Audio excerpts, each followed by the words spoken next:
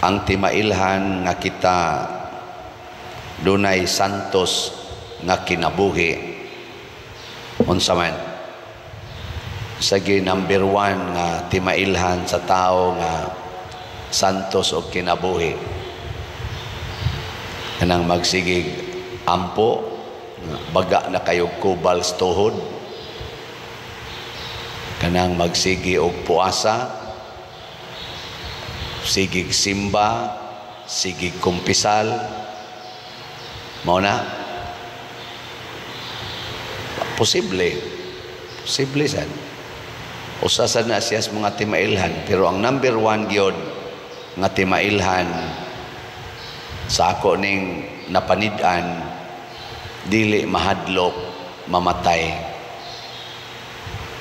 Lingiyay mong tupad ning na di na ka mahadlok mamatay. Ana mahadlok ganing mamatay, dili pa na siya balaan nga tao. Mahadlok gani magsigig hisgot anang kamatayon, kadudahan pa ng tawhana kung balaan ba na siya, bisag magsigi pa nag-ampo.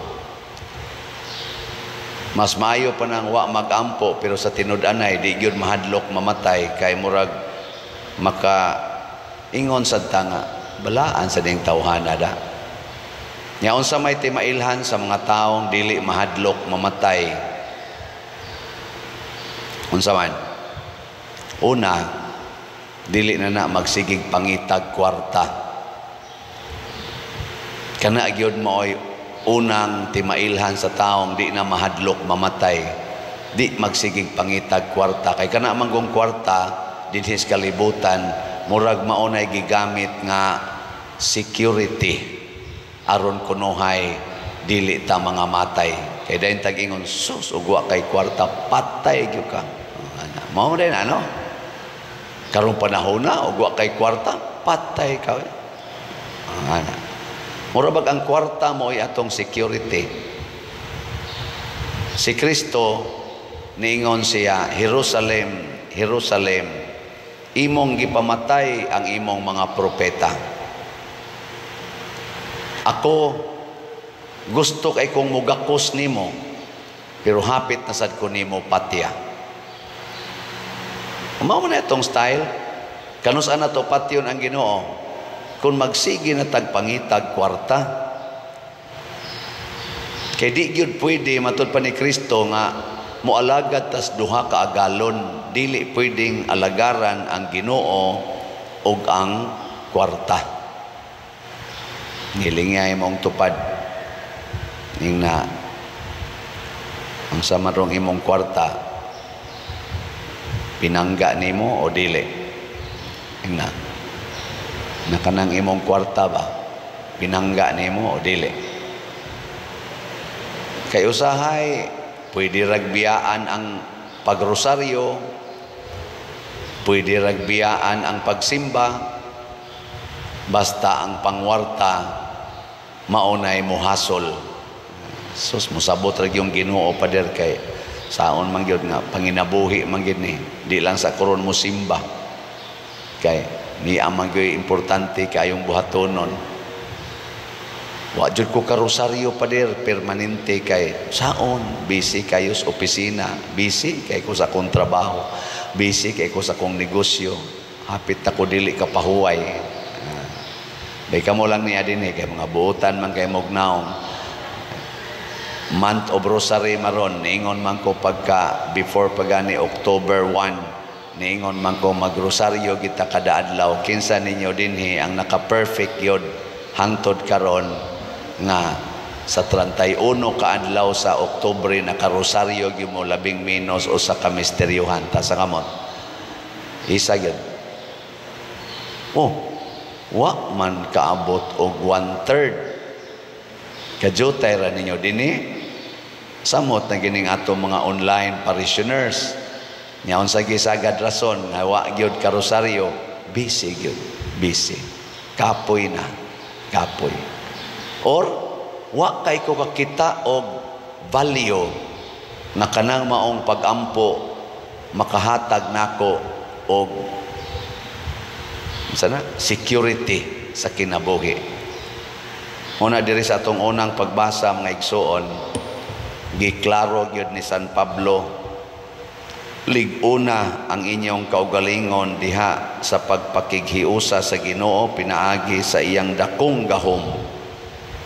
Isulob ninyo ang armadura nga gihatag sa Dios kaninyo aron makasukol kamo batok sa mga limbong sa yawa.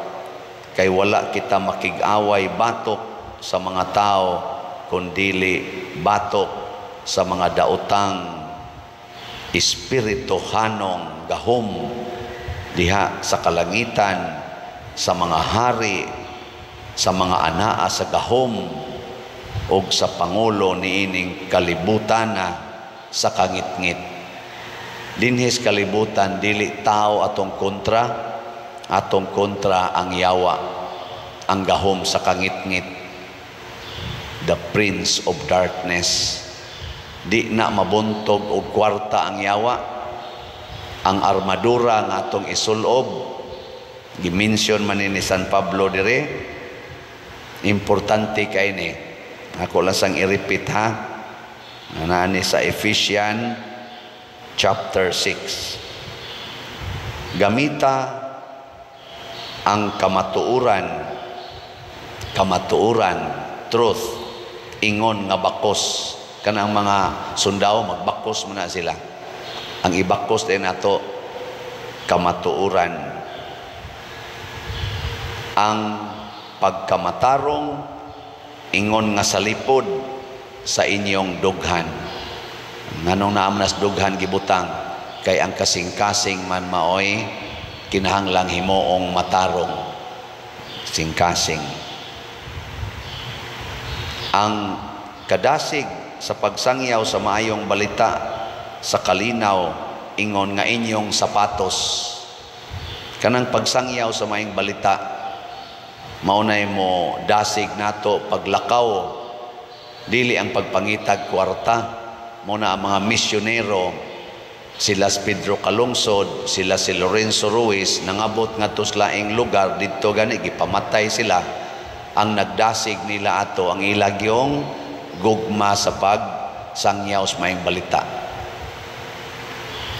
Nya dayon bitbita ang inyong pagtuo, faith, sama sa taming anang shield ba, faith. Nya unsa man ang faith, naagi na sa atong prayer life.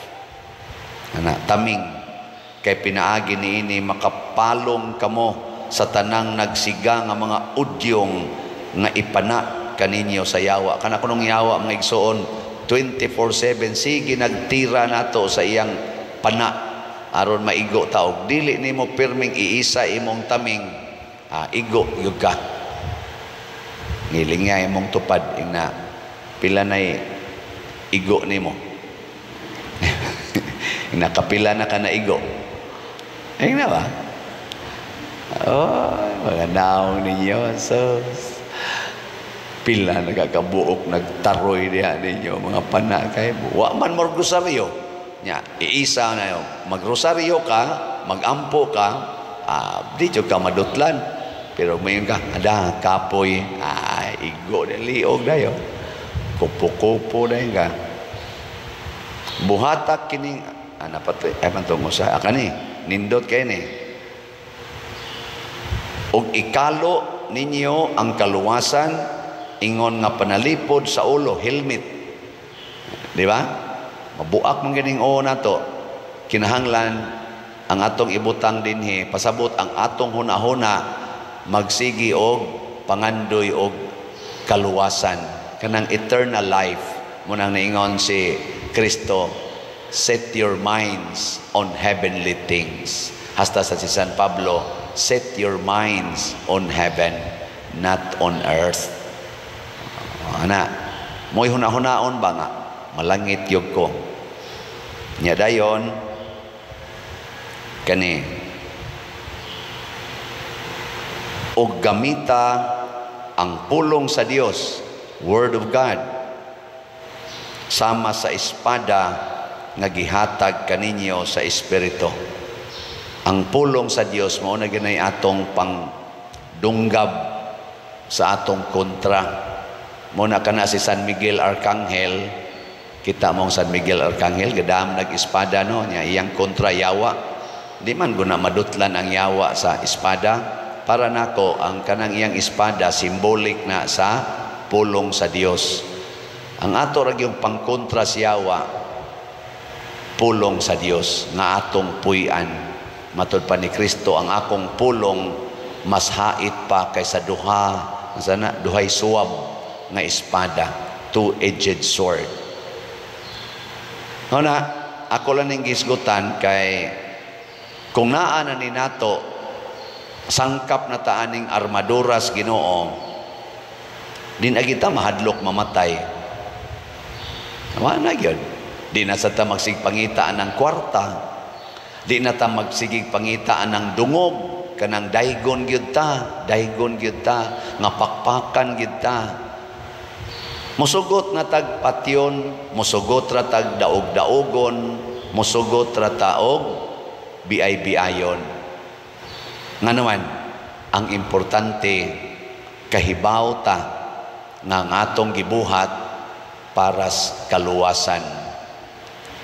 Ang atong gibuhat para sa kaayuhan sa uban. Muna si Kristo pag-ingon gyud pahawa dinhi. Ingnan siya sa mga parisyo, pahawa din kay si Herodes nangita nimo aron ka patyon unsa may tubag ni Hesus, adtua og suginli kanang milo, naghingilin kog yawa, nag-ayo kog mga masakiton adlaw o gabi dinhis templo, og padayonon ko ni hangtod ko mamatay. Kanindot ana no? Kamo ingnon mo ron dinhi magdadi ag armas gawas panghawa mo dinhi, iphan mo na kog napo, di gani mo pahawa, rakrakan tamong tanan. Kinsa ninyo imo pabilin? Taas ang kamon. Amang lakaw giday mo. Ang lakaw giday no. Ingon din mo. Sorry kay sir. Hadlok ta ba? Hadlok. Pasabot kung mahadlok na ganitang mubuhat sa maayo, dili na tininuod ang atong gibuhat. Basta masudlan ganitag kahadlok, pasabot, dili na para sa kaluwasan ang atong gibuhat. Ang atong mga santos, ang atong pasidunggan, way kahadlok, hangtod sila gisakit o gipatay gyud ang uban. Martyrdom. Why kahadlok? Buhato nato ang maayo nga di ta mahadlok. Sugod na kitag kahadlok sa pagbuhat og maayo, nya dili na ta mobuhat kay basig mamatay ta, dili na tinuod. Mao na nay gitawag og the greatest evil in the world. Nato'y philosopher nga niingon, the greatest evil in the world when good persons stop doing good or stop speaking what is right. Kana bang ang mga tao nga mga buutan magpakahilom kay mahadlok na.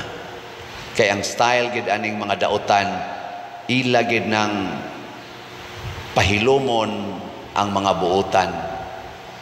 Pahilomon gid ba?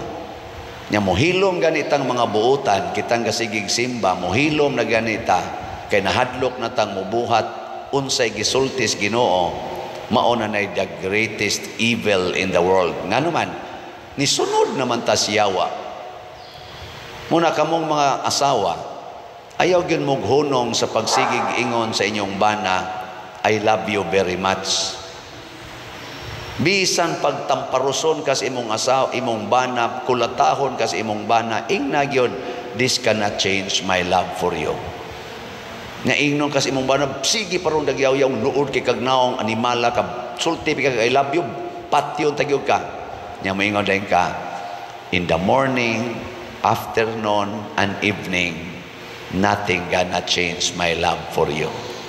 I love you very much. Luo ko ni kas imong bana, kay lagot man siya ng imong I love you. Nya unsa may imong isulti? Final word. Till death do us part. Wala. Mao na tinuod nga balaan. Kana bang di ka mahadlok? Mubuhat unsay maayo bisan pa magnamiligro na ka. Mao sa nay buhatos mga bana. Magsigig yaw-yaw ang asawa, sigig yaw-yaw, sige pagpangakusar, sigig pangakusar. Magsige ra jud ingon ang bana. Bisag unsa pa imong isulti diha day, ang kamatuoran ako ning gibuhat because I love you. Unya mo na imong gibuhat I love you. Nya palahubog kay kastanan. Sikag inom anang red horse, anang tanduay, anang kulapo. Nya mo na imong ingong I love you. Nya moingon din ang imong bana, og di ko mo inom, din aman sad ko mahigugma nimo. Mo nang imnon ko ginig maayo aron mo samot ang akong gugma nimo. Tanawa ini kainom niya, di ba? Paraygo na kay siya nimo. Di ba? Magsige kanang hubog, di ba? Magsige mo nagbagid-bagid siyang naong.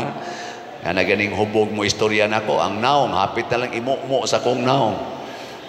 Pero gwa mahubog na hapit di mo tingog, hapit di mo hikap, pero ini kahubog pagkakusuga manghikap. Di ba? Kabantay mo ana. Awa mo kabantay? Oo, mauna. Muna, tuguti lang sad siya na magsigi og hikap. Ana. Nya, nay mga tao og di ka inom, di gyud hapit mo istorya, di gyud, di hapit magtingog. Pero ini kauno, ikainom, pagka-istoryadora iya tanan. Nya mo na iyang sige siyang inom aron na mas himo siyang mas labing, mas lambing siya nimo. Amo na ingna dayon red horse pa more. Na. Di ba? Ing kayaw sad padiroy, masayo mo sa tagkamatay ana ato na, hadlok na sad mamatay. Paimnag maayo para muburot dayong atay ana. Nigburot na sa atay ana, lisod na nagginhawa, moingon dayon kaniya in sickness and in health. Dia pa, tagay. Inom na sa bitaw day. Lisod ko ginhawa, pero ang akong kasing-kasing nagpitik gini para nimo. Inom na siya. Ikaw mag-inom na, wala, di na gina mo ginhawa. Di na mo ginhawa. Unsa man? Sama imong isulti. Pahulay nga dayon ihatag kaniya o Ginoo. Ana na siya. Rest in peace na. Way kahadlok lagi. Ana diri sa atong tubag sa Salmo nag-ingon gyud, daygon ang Ginoo ang akong bato. Kung suod tas atong Ginoo muratag bato kalig-on. Ang bato di na mahadlok og mga baha, di na mahadlok og mga bagyo, di na mahadlok og bisan unsang kahimtang sa kalibutan. Bato gina siya. Muna si Kristo gitawag sa na siya rock, the rock of faith. Muna si Kristo pili sa siya ni St. Peter, ningon siya, you are rock or Peter, and on this rock I will build my church. Okay. Katapusang lingi sa imong tupad ning na promise, din ako mahadlok magpakamatay para nimo. Ing na promise, din ako mahadlok magpakamatay para nimo. Wagin mo lingi ang mga yawanon ay. Sige na, manindog na ta.